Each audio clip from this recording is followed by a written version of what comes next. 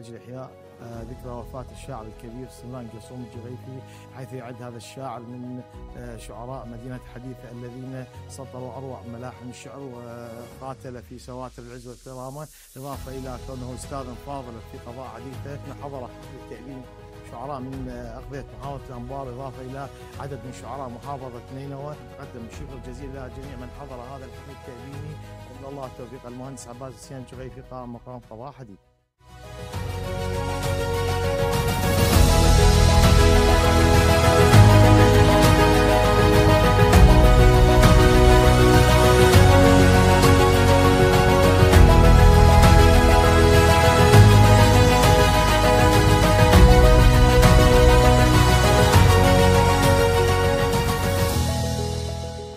برعاية الأستاذ عباس حسين المحترم قام مقام قضاء حديثة، وبالتعاون مع منتدى الشاعر الراحل سمران قيصوم الجغيفي، ويقيم البيت الثقافي في حديثة الحفل التأبيني ذكرى السنوية الخامسة لوفاة الراحل الشاعر سمران قيصوم، ومشاركة شعراء المحافظة محافظة نينوى، شعراء النبط وشعراء الشعبيين.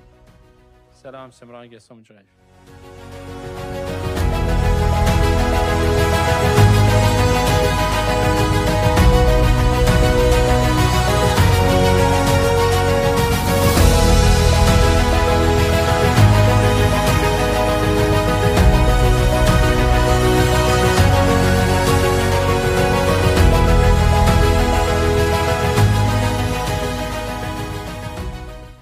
بسم الله الرحمن الرحيم. طبعا حضرنا هذا اليوم المهرجان التأبيني للشاعر الفقيد الراحل الشاعر الكبير الأديب سمران قيصوم الجغيفي في مدينة حديثة الصمود والشموخ والعز والإيباع عذراء الأنبار. كذلك لا يفوتني أن أشكر السيد قائم مقام قضاء حديثة على الاستقبال وحفاوة الترحيب، وأقول عجل مجفين خلاني مهافيف، الجدم والبين ماخذهم مهافيف.